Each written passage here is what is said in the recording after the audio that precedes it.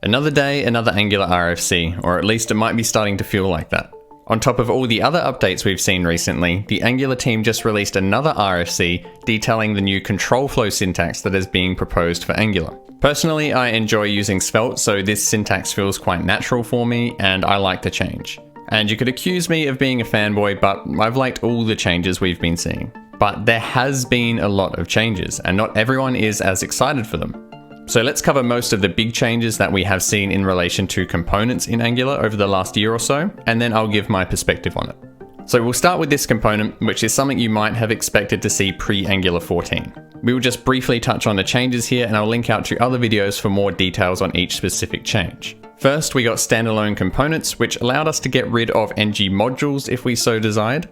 This simplified the mental model for Angular and allows us to treat components as the basic building blocks of the application.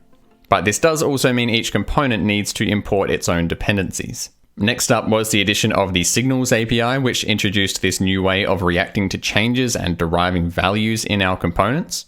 And the Signals API isn't specifically tied to components, so we can use this anywhere in our applications. And coming soon will be signal-based components, which takes this to the next level and integrates signals more tightly with Angular components. This is where we will see things like signal inputs, the new model concept, and some slight changes to things like outputs and view queries. And behind the scenes, we will get much better change detection. Now we have the new control flow syntax on the table, which is likely to see its way into Angular soon, resulting in a final component that looks something like this. And I wouldn't be surprised to see more changes coming down the road as well. So although it is just one toy example, I think what we are looking at is very representative of typical patterns used by Angular devs. And all the changes we've seen, I think, greatly simplified this example.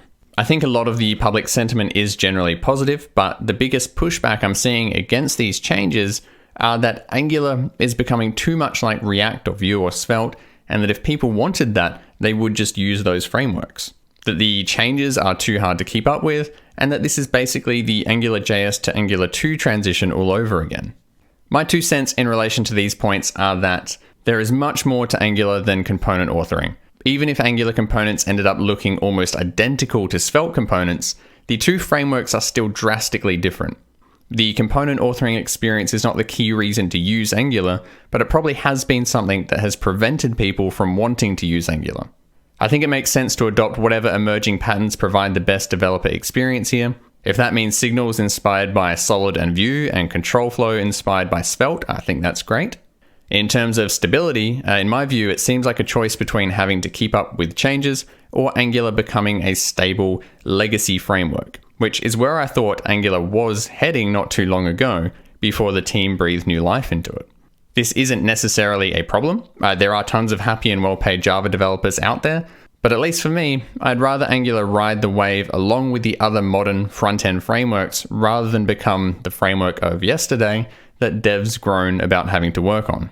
And there is time to upgrade. You don't have to update everything right away. All of this stuff is either backwards compatible or is going to have automatic migrations.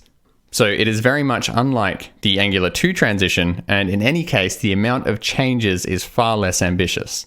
And people might call it fanboyism, but I think that any change the Angular team commit to is probably going to be good by default. They have great engineers working on Angular who care deeply about the framework and the community. They obviously have a wealth of knowledge when it comes to Angular, and Google itself heavily uses Angular.